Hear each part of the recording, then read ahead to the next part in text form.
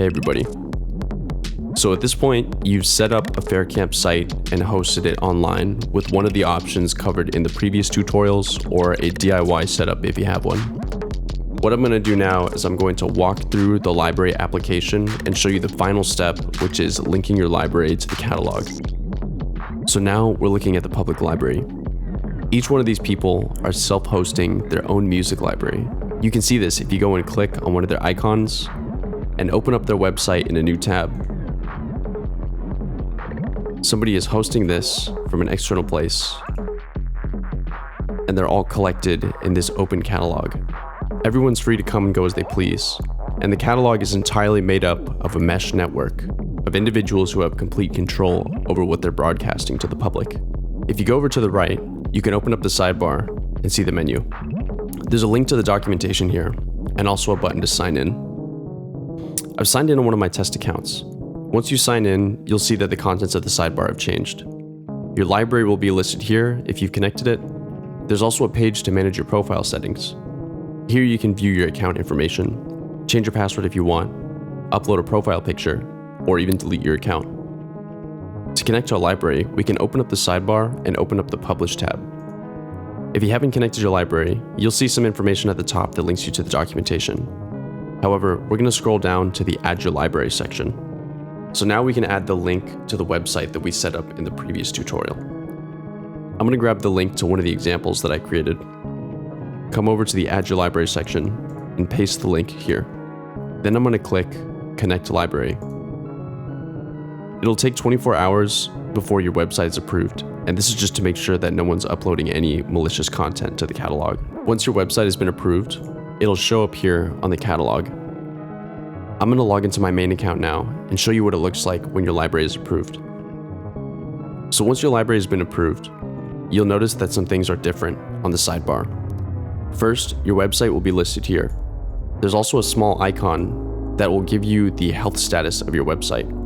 This is to let you know if it's online, and if it's offline, this will change color to indicate that there's an issue. If you go to the Publisher tab, there's also some more information here. There's a message that says your library is live and connected to the public library. There's a health check section. This pings your website every 5 seconds and records the timestamp here. This will let you know if your website is online or if an issue has happened and it's down for some reason. You also have a toggle for your public visibility.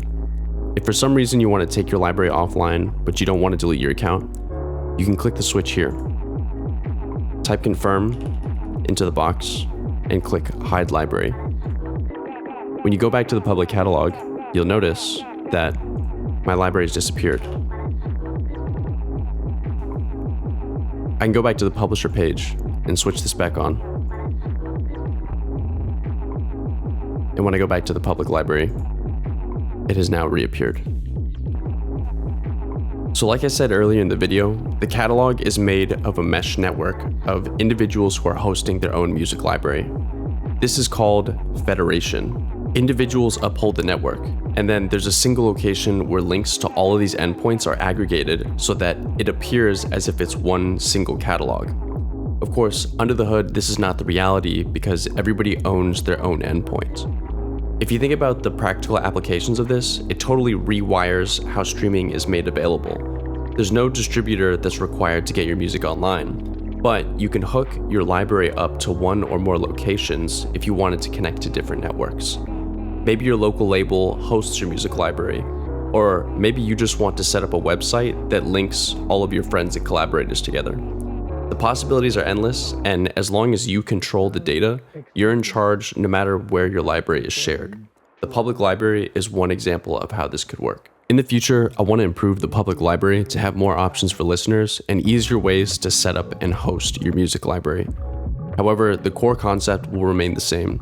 It's an open, public catalog where people can bring their own technology and plug into the community. And along the way, hopefully people can learn the practical steps to set up and maintain their own artistic freedom on the internet. If you have any questions on the tutorial series or any part of the setup process, or you just want to submit a suggestion, please hit the support email down below. I'm super open to feedback and would love to hear from people as this develops over time. In the meantime, I'm going to keep working on this platform to see if there's a possible future where the streaming ecosystem can be more equitable for everyone who's involved. I hope that individual broadcasting can become accessible enough that it becomes the norm.